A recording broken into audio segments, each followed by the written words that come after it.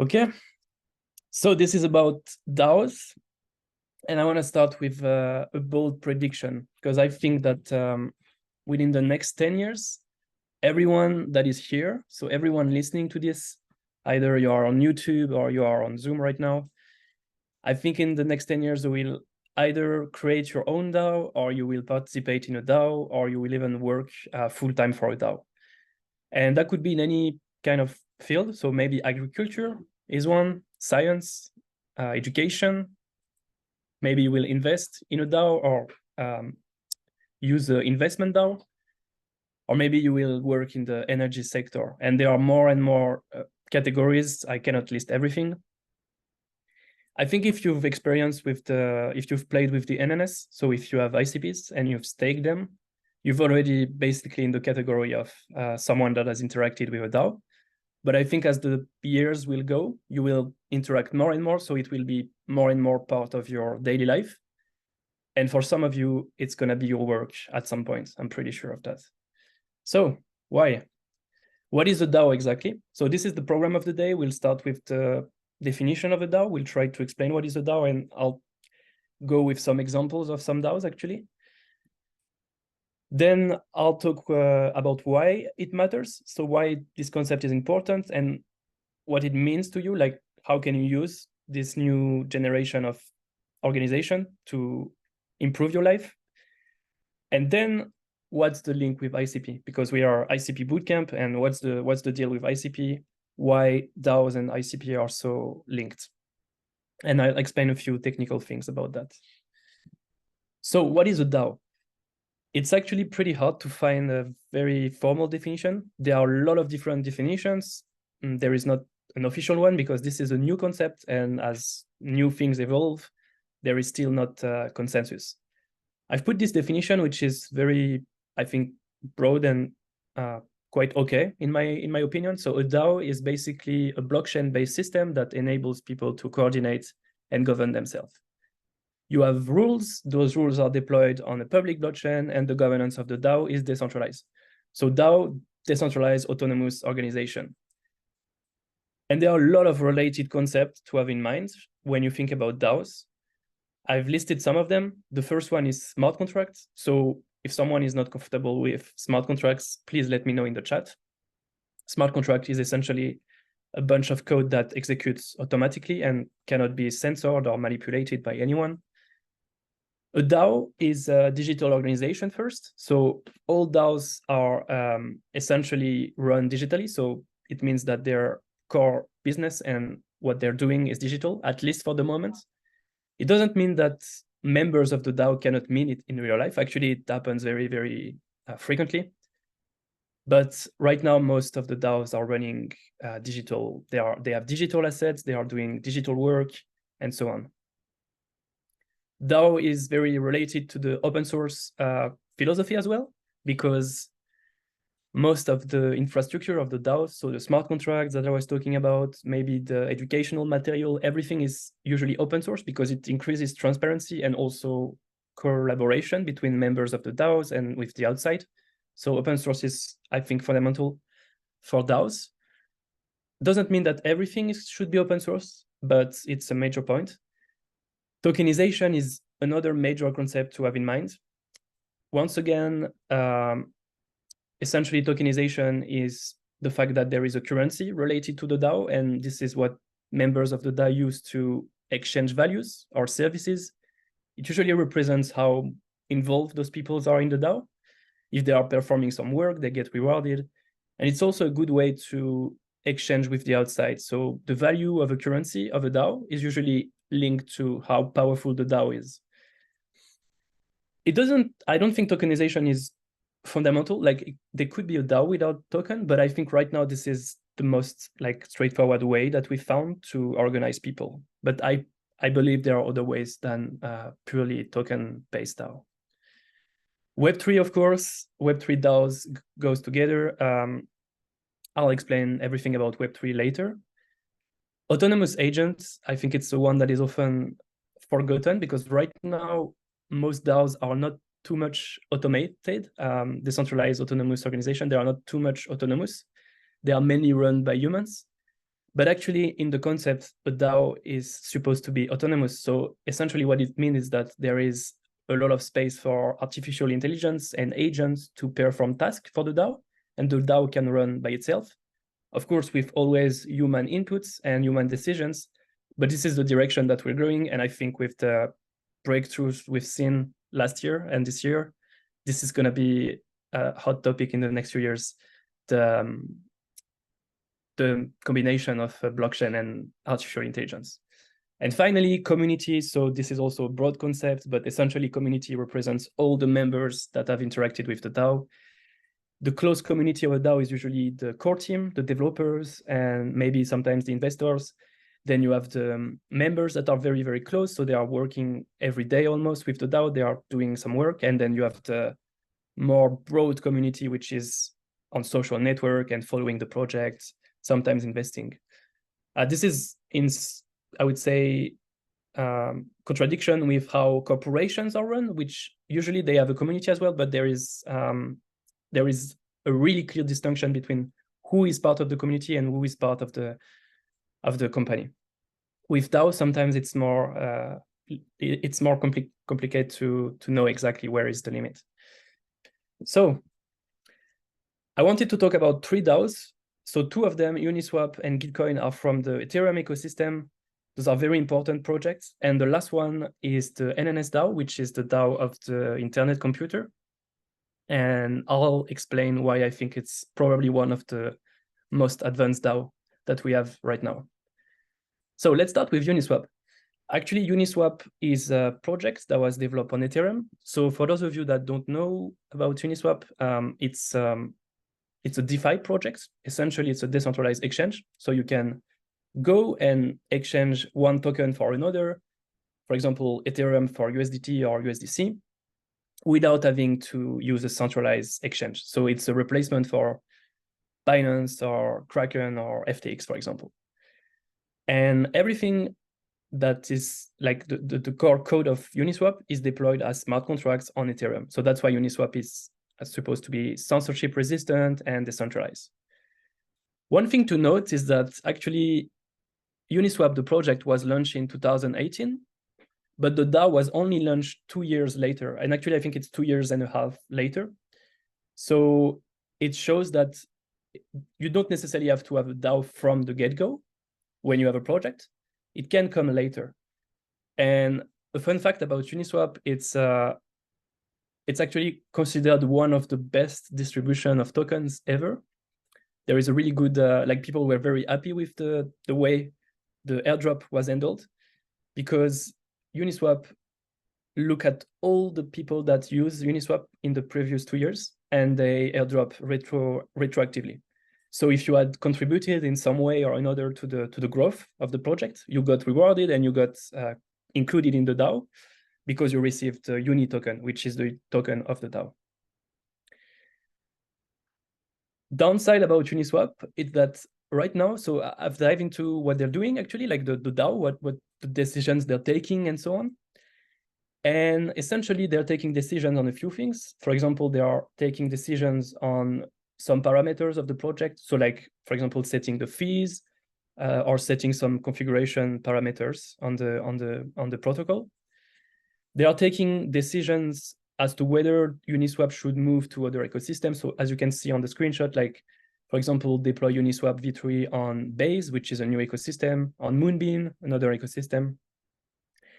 And other strategic decisions, such as creating the Uniswap Foundation and starting a grants program for Uniswap so that developer can build on top of Uniswap.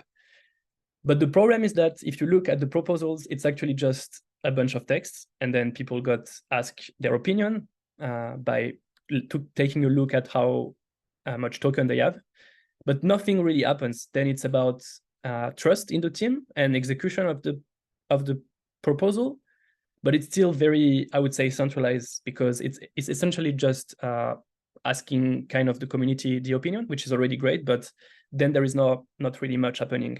It's the role of the developers and the team to actually implement those proposals. So pretty limited in terms of governance system.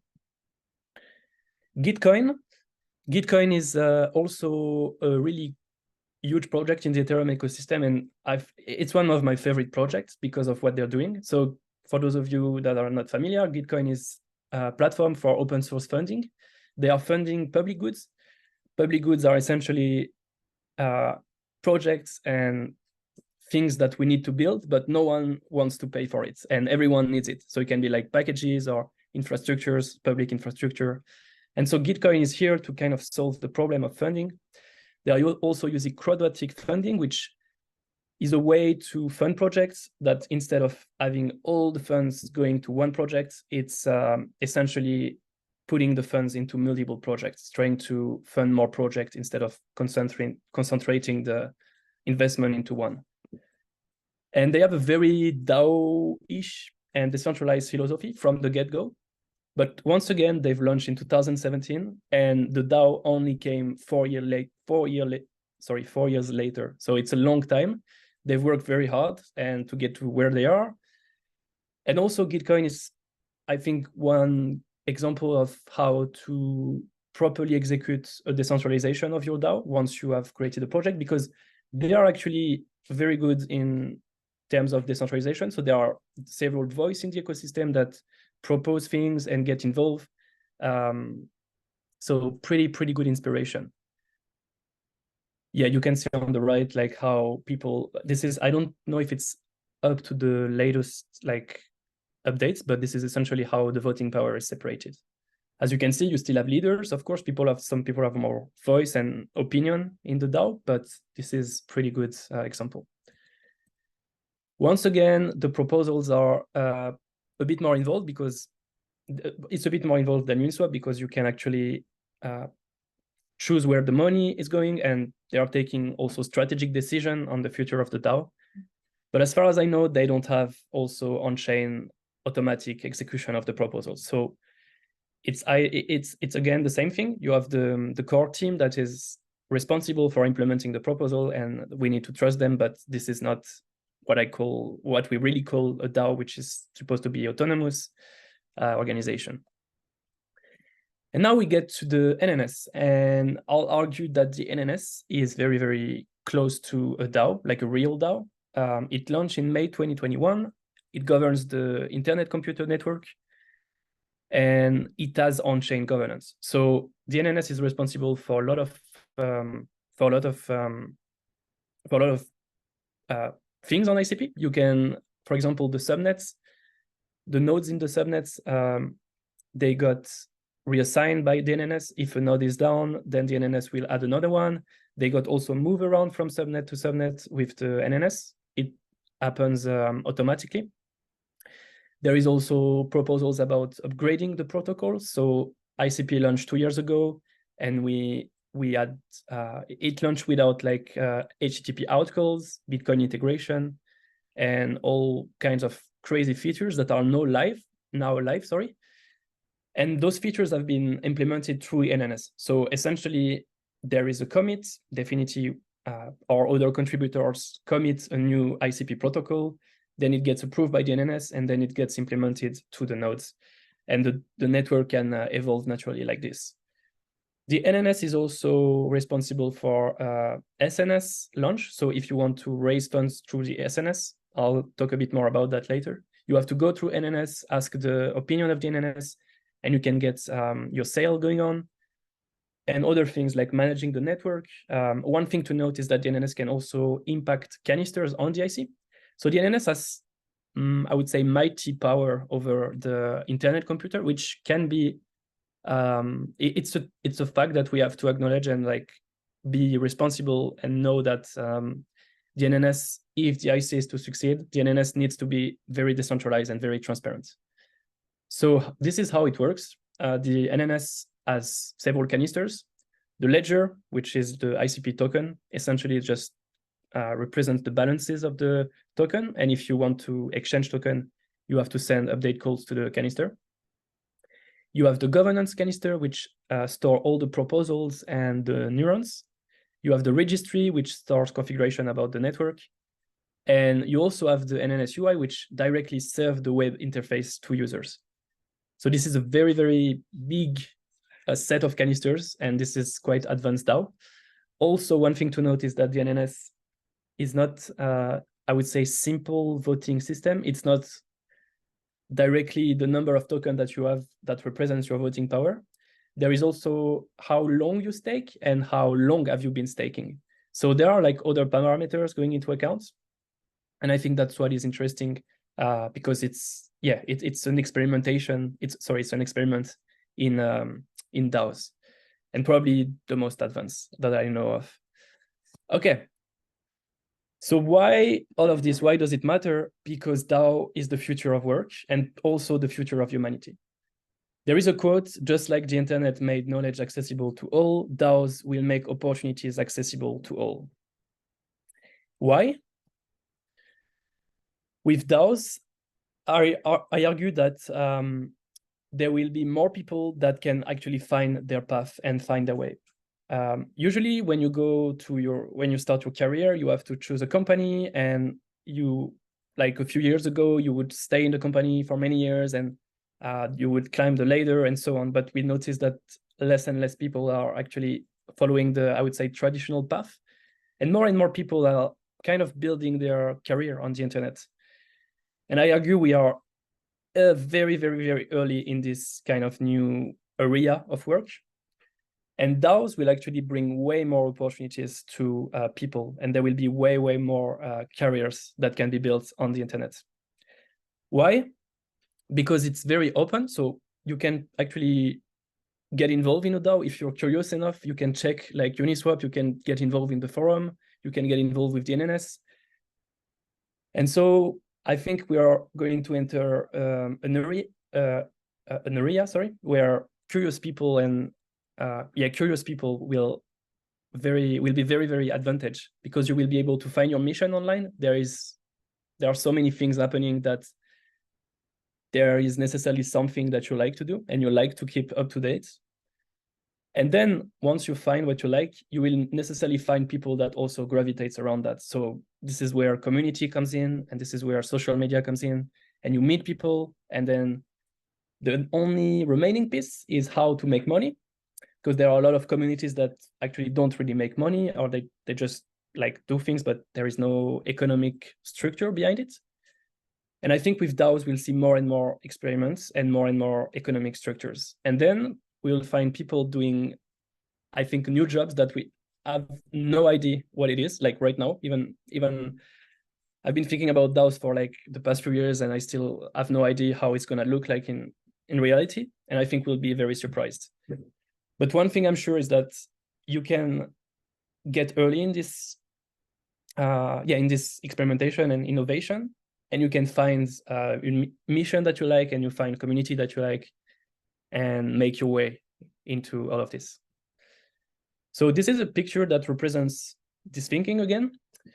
You have your interests. So this is the small cross, and you have DAOs, and those DAOs, they will probably fit some of your interests, maybe not all of them. But you don't have to work for one DAO. You can actually get involved into multiples. Like you can get involved in the NNS, and then in several SNS, and you can get involved with Gitcoin, and at the same time Uniswap. This is not like, when you work for a company, you usually only work for one company, because this is more open and more accessible. So you can actually find the perfect work for you that fits more of your interests.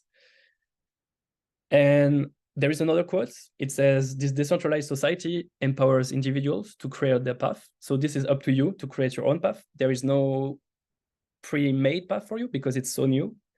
You take control of your career, you build your brands, you start to connect on the internet, you connect with your audience, and you monetize your work. So this is really cool. Of course, it only works if you provide real value, but there are so many ways to create values, and we'll get into that after.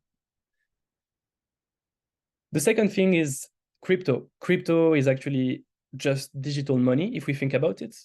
We didn't have digital money before that. I mean, the money was digital in the bank account and so on, but it's not natively digital in the sense that it cannot just flow easily around between platforms. I don't know if you've noticed how complex it is to pay things on the internet. It takes like a few minutes, you have to verify and so on. On the IC, you can just, on the IC and on other blockchains, the money very easily flow around. So there will be, I think, more ways to get paid, and very surprising way. Like you can already get paid by using some applications.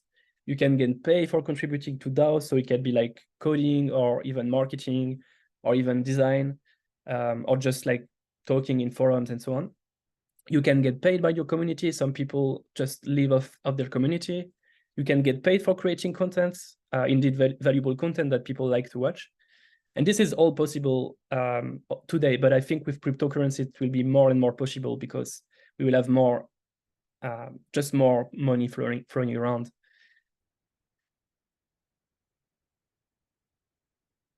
There is also tools that are used. So as I've said before, DAOs are using digital tools. They are mainly digital organizations. And if we look at what they are using today, I've put a few of them. Usually DAOs are using Notion to like structure their organization internally and externally. They're also using Discord for their community, Twitter for outreach. They are probably also using Google, Instagram, and they are also using Amazon Web Services. For example, Uniswap and Gitcoin, they are hosting websites and they are hosting that on the cloud. But, and this is where ICP comes in, there is a problem with those tools. We are in the decentralized area, and all the things you see here are a centralized tool. So some of them are less decentralized, maybe, less centralized, maybe, but all of them, they are, I would say, in the Web2/centralized category. And this introduces a lot of problems. Centralized tools are not a fit for this new epoch of the internet. There are privacy issues with those platforms. They are not crypto native most of the time, so it makes paying people way more difficult. They are not transparent. You don't know what the algorithm is doing. You don't know what they're doing with your data. You don't know what they're doing to kind of choose how the content is structured and shown.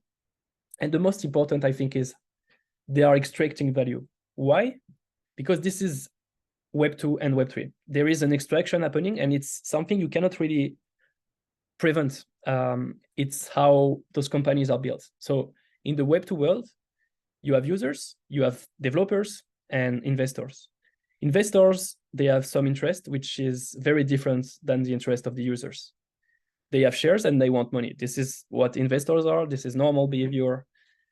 And essentially what's happening is that those platforms, they have to extract value from their users. They have to extract because they need to provide something to the investors. So they invest, they are going to extract your data most of the time. Your time, so like your watching time and your attention, and also any kind of transaction happening, there will be fees. If you have a community following you and paying you, they will take fees. And I'm not even talking about all the censorship issues. Web3 is attempting to solve this problem because this is where the separation between investors, builders, and users kind of disappear. So everyone is at the same time a builder, everyone is an investor, and everyone is a user. And this makes the incentives of everyone aligns. Because if you are using a platform and you are also investor in this platform, and the other way around, if you're investor, this is because you're using the platform, then it makes things more smooth in the sense of you have aligned interest and you don't necessarily have to extract value from the users. So this is just what Web3 is about. It's about owning a piece of the internet. And owning a piece of the internet allows us to align interests between users, developers, and investors. And this is where we talk about ICP, the internet computer. So the internet computer is the backend for this decentralized economy, for this new economy. I've listed a few applications. So there is Kinnick, Discover, OpenChat, Autonaut, Mod Club, and ChainKey Bitcoin.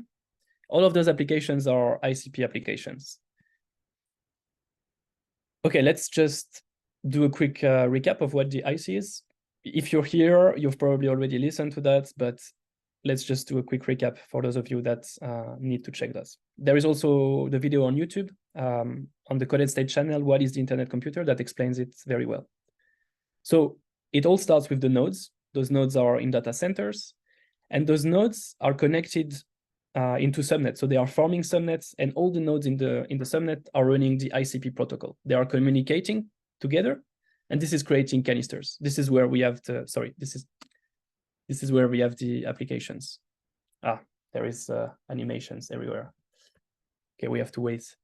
So you have the nodes. Nodes are connected with the ICP protocol. They are creating subnets.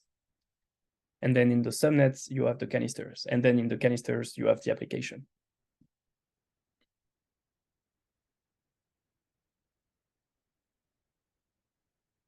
Yep.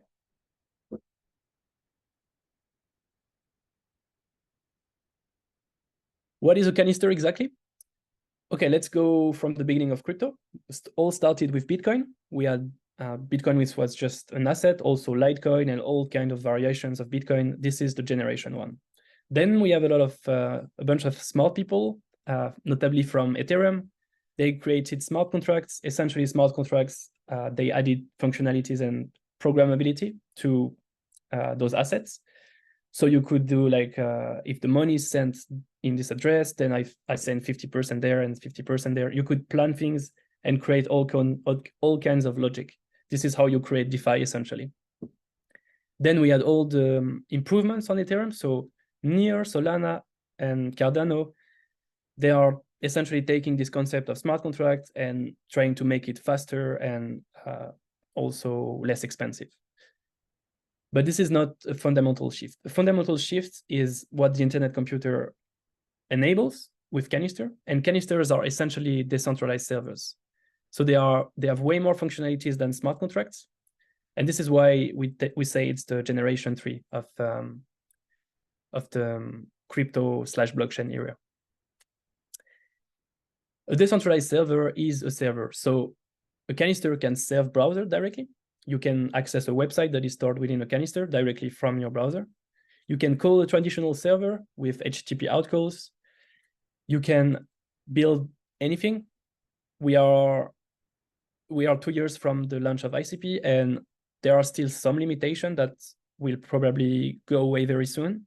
But essentially, anything you can build on Web 2, you can almost build it on Web 3, and you can build more. There is the reverse gas model. So you don't have to pay when you interact with a canister. You just interact with it, and the canister automatically burns cycles. Easy authentication with internet identity. So you don't need any wallets.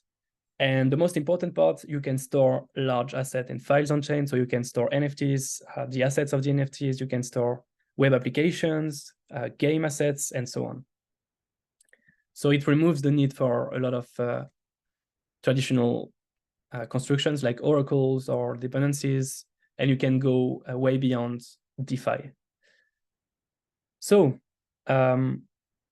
what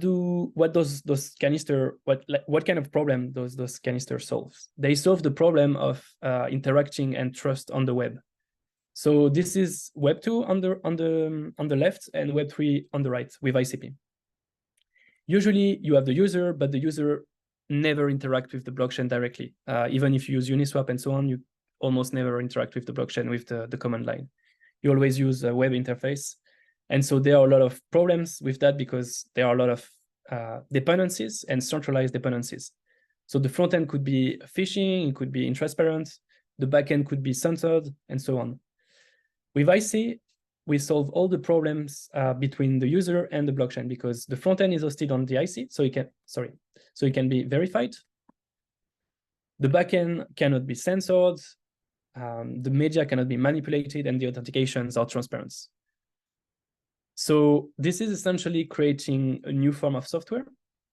Let me go through all the animations. The software cannot be corrupted. Also, the software is global and accessible. The software can be audited easily. You can check a canister. You have what's called the WASM module. So the WASM module is the hash of the module of the WebAssembly installed inside the canister. So you can know what code is running at which point in time into a canister. And you can be sure that if you're using a social media application, the code that you see online, if it's open source, corresponds to what's actually executed. So it removes the problem of what do they do with the data, what do they do with the algorithm you can trust what you see. It also enables a lot of innovation, I think, because canisters can build on top of each other. You can do inter-canister calls, and so you can more easily connect different platforms. When you have companies like Facebook and Google, they usually shut down or close their access of their APIs. And so it's way more complex to build projects on top of them. You are basically at risk that they kind of shut down some kind of access at one night and your project is useless. With IC, there are ways to counter that. No middleman. If a company uses infrastructure on the IC, in theory, they could just remove all the middleman and they could just execute everything on the IC. And the last point, the most important one related to DAOs, the software is co-owned and collaborative. So what does it mean? Well, we've talked about DAOs, we've talked about users, investors, and developers. And basically, co-owned software that is only possible on the IC is essentially what is going to enable DAOs to flourish. So co-owned software is to DAOs what the combustion engine was to cars. This is where cars really got interesting because it gave them a lot of functionalities and way more power. With DAOs, it's the same. Right now, we have the concept of DAO. It's very cool. People are excited about it in the potential and so on. But actually, if you look at what the infrastructure of DAOs are, there is not too much happening. But on the IC, it's different. So let's take OpenChat, for example. You have the OpenChat application and you have the OpenChat DAO. And the OpenChat DAO is directly in control of the canisters. So they can change the code of the canister, they can upload new WASM, they can upgrade the code. They could even, in theory, delete the application. And so they have total control over what's happening. And the DAO is tokenized, so you have token, and then this is token holders that essentially they own a piece of the software. So you can see the application there, and the DAO can push updates to the OpenChat application. So DAOs are the future, and there are new ways to coordinate humans. This is pretty cool. Co-owned and transparent software is what we need for DAOs to thrive. This is being worked on at the moment. And there is no other way right now to create co-owned software. There is the internet computer that is necessary for co-owned software. So that's essentially it. That's why DAOs, I wanted you to work on DAOs and build upon that. Another thing about why I wanted you to build a DAO is that, so I've been in this ecosystem for 2 years, and I've noticed that a lot of projects that were built were essentially just copy-paste of Web2. So you take a Web2 application that works, and you just attempt to build it on ICP. And this is cool, but I don't think it works, and this is not what is going to be useful for users. Because what is the added value? But with DAOs, it's very different. I think with DAOs, we have a really, really clear use case of like why you would want to use the IC, because DAOs are all about transparency, openness, automatic execution, collaboration, and this is what the ICP enables us to do. So this is why I wanted you to build a DAO. You cannot fake a DAO on we don't have any interest to build a DAO on Web2. Okay, so thanks for listening to the presentation. We are going to get a bit more concrete now. What do you need to build exactly this week? So I want you to build a prototype for a micro DAO.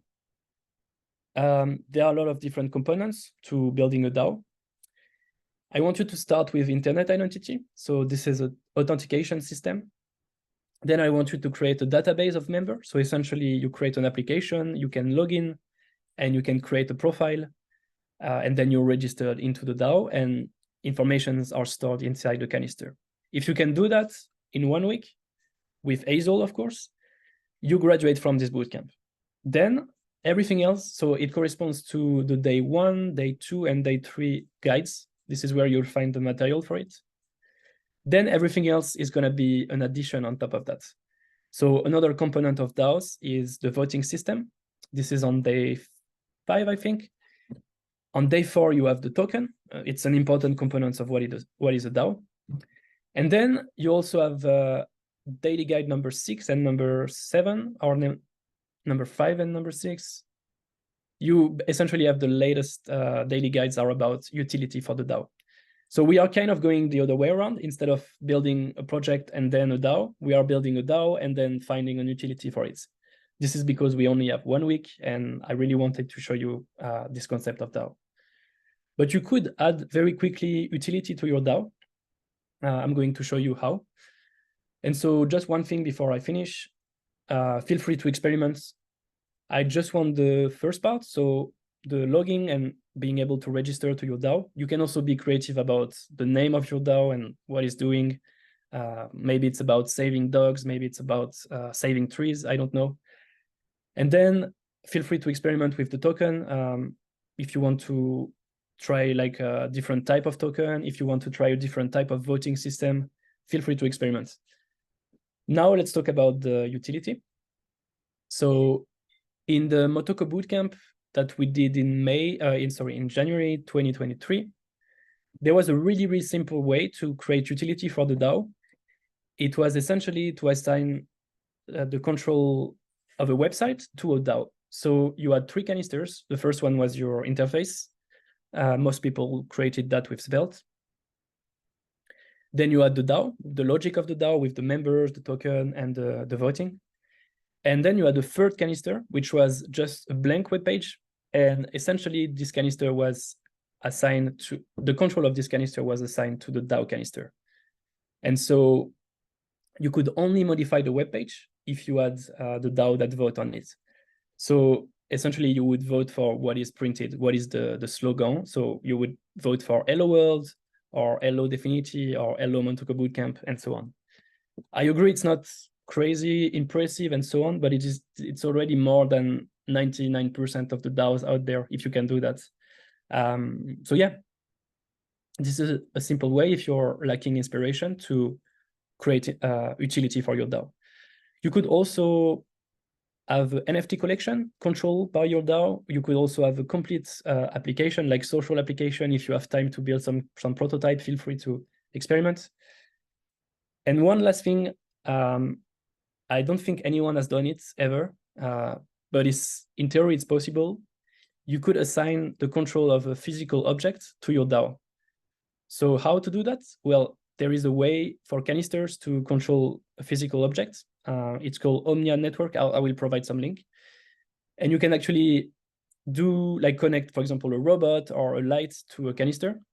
And so if you do that, and then you have a DAO, you could have a DAO that controls, I don't know, like a coffee machine or a light or a little robot. I don't know why you would want to do that, but I just feel like it's fun. So if you want to experiment with that, probably it's gonna take more than 1 week, but this is a fun direction to experiment. Okay, let me show you what I mean. So I'm going to show you a demo of this application, like a real one that was built. So this is this one, and it's pretty simple. You have this website where you can log in, and you have this other website, which is the blank web page. So it shows something. And what you can do is you can log in here. You can use internet identity. So log in like usually. And then you can create proposals. Let's create one. So create one. Website text. Hello from TypeScript. Yeah. I submit my proposal. And as you can see, I have a balance of token. So I have 1,000 Motoko Bootcamp tokens. And I think it's enough to give me full voting power on this DAO, which is not crazy democratic, but let's go for it. I'm going to vote yes.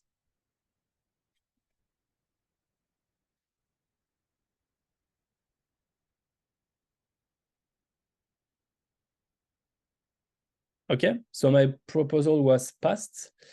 And if I look here, the website was automatically updated. Yes, all lectures will be put on YouTube. So that's it. That's what was built in 1 week. That's already impressive and more than what DAOs are doing today. So if you can do that, that's already super cool. Okay. Do you guys have any question? Do you have any questions?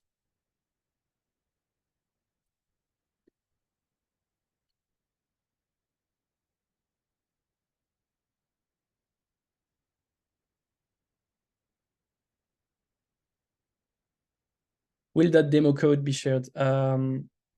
Yes, you can find it. It's written in Motoko. So I think, okay, let me actually note to do it.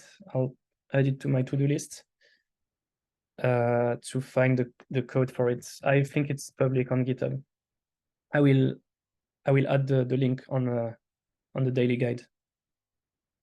Can you expand on the topic of interaction with physical objects? Yes. So it's called Omnia Network. This is a project that was developed, that is still being developed, by the way, on the IC.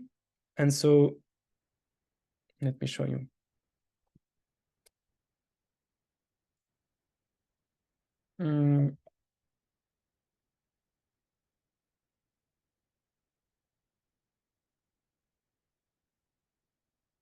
Consumer electronics.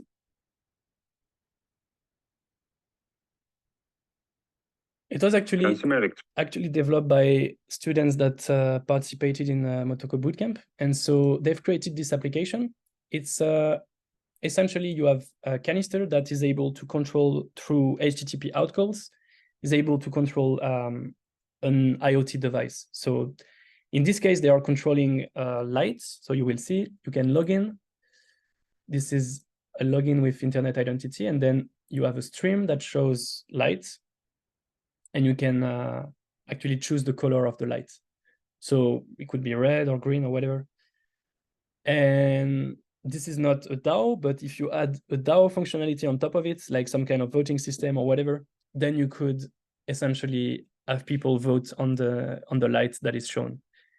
And in theory, there is nothing preventing you from doing it for like a little robot, like moving a robot, or let's say your board. If you have like some kind of board in a city, what is printed on the board could be decided by the DAO. You know, all sorts of connected objects. So this is up to you to be creative with that. But I would say it's very advanced. So maybe after this bootcamp, you can try. What is essentially the difference between these types of DAOs and SNS is one? Okay, so let's check the SNS. So this is the dashboard. We have SNS here, and we have an overview of the different SNS. So SNS is just a framework for DAOs. It's a really, really good one. It was developed by Definity, and it's a way for a DAO to kind of get bootstrapped. So essentially, you have a code base that is not decentralized in the beginning. You work on a project, and then you want to give the control of this code base to your community. So you do an SNS launch. People can actually invest in your project and get a share of the code. And now they are members of the DAO, and the DAO is generated automatically for you. I would say the difference between what DAO is and SNS, I would say DAO is the general concept of, you know, all of what we are doing with this concept of decentralization and new organization. SNS is more like the concrete kind of thing that is happening, and it's a bunch of code essentially. How can I make my own sale without going through an SNS sale? Yeah, there are other ways. So SNS is one, but it's not the only one. I think there is YC coin. I'm not too familiar, but we could check YC. I think it's YC is from Crypto is Good. Sorry, it's SigDAO. It's an alternative to SNS that they are trying to be more open, because SNS is very hard to get approved. It's not permissionless, unfortunately. And yeah, there are other ways. You don't necessarily need to go through the SNS to launch a DAO. It's one possibility, and it's a good one, but there will be, I think, in the future, tons of possibilities. As Draggings launch, yes, I think if we look here, Draggings has launched already. but it was no Dragons is the former SNS1. So SNS1 was the first SNS launch. It was an experience, and there was no project associated with it. But the founder of Dragons bought all the token of SNS1 and took control of the DAO, and then reassigned the DAO to his project. So now SNS1 is Dragons, essentially. You can read about that in the forums or on Twitter. SNS is like a DAO. SNS is like a DAO VC fund. Do you mean SNS or NNS? It all sounds good, but how to interact with website entirely deployed on ICP network using my desktop browser? Well, this is exactly what I'm doing right now. So this is a canister. Like you can see the canister ID here. This is just a canister that has, I think, 2 methods. We can go and check the Candid UI.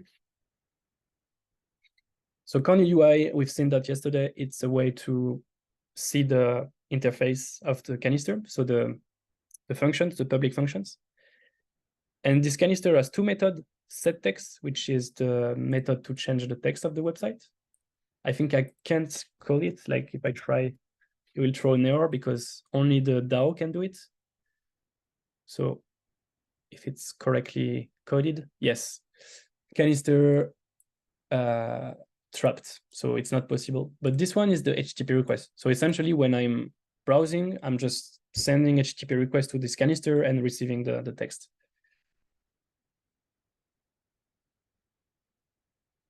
Yes, so also this one is a canister. You can host a full design website in a canister. This is the lecture of tomorrow. It's called the asset canister. So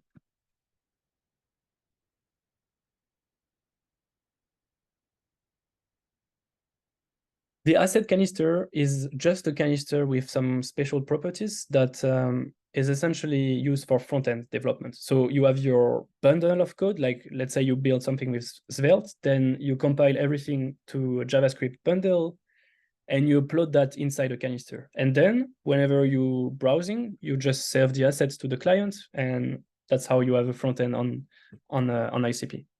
And then you have another canister, which is going to be your backend. So that's how it works. You can see that here. Interface, and then the DAO is the backend.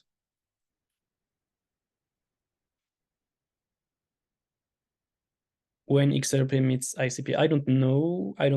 There is Ethereum integration coming soon, and after that, probably XRP or other coins will be integrated.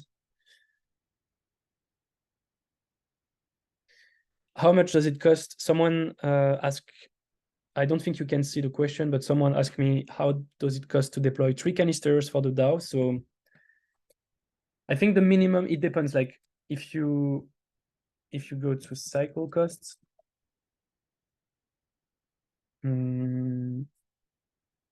it's here. Oh, no.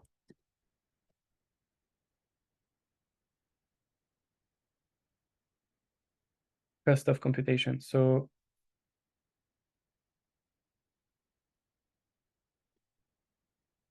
this is the table of like the costs of like deploying things on the internet computer. So creating a canister is gonna cost you, it depends on the subnet, but essentially 1 trillion cycles. So it represents like, I don't know, like 30 cents. So you multiply this by 3, it would be $1. But you also want to provide your canisters with cycles, usually also 1 to 3 trillion that you put in the canister so that you have reserve of cycles. So essentially it's going to be, I'd say $5 to deploy 3 canisters, maybe $10 maximums. And then you only need to pay once. Like if you deploy a canister, this is when you create it that you pay. But whenever you redeploy, like you change the code, you don't pay once you've bought the canister. Like you can deploy as much as you can and it won't cost you much.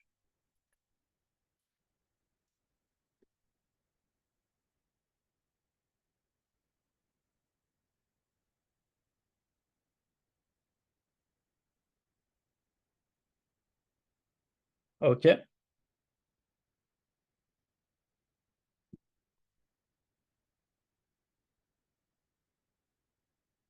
So what do you guys think? Are you excited about DAOs as much as I am? Or I am just crazy about this thing and it's all gonna be a dream. No, someone is also excited. Yeah, DAOs, it's crazy.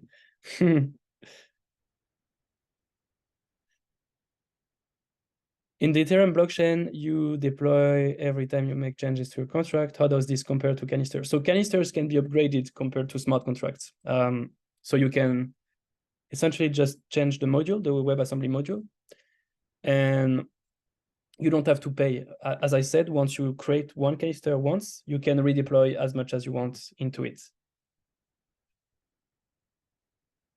It's a shift of culture. Yeah, I agree. It's a change of culture, and it's also a change of like how we work. And it's so early, but I think it's gonna be interesting in the next few years.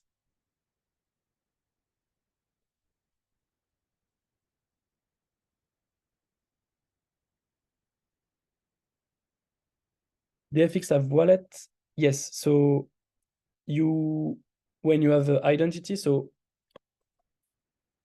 yeah, this is the last question because then we are at the hour. The FX identity. Who am I? So this is the name of your identity. Then each identity has a wallet. You can see the FX identity get wallet, network IC. This is the canister ID. This is a canister. And this canister is my wallet. Why?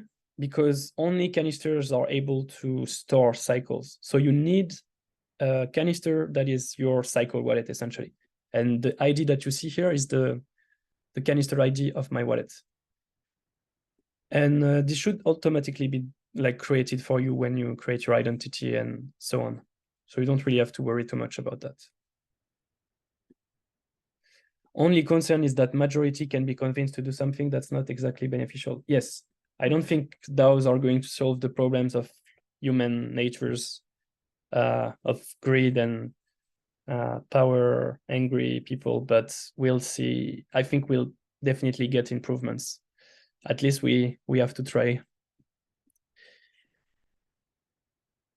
Okay. Well, we are at the hour, so thanks everyone for joining. The next lecture is in 2 hours, I think. Verify. Yes, in 2 hours about Candid, and it will be with Jordan. So good luck everyone with your projects, and see you.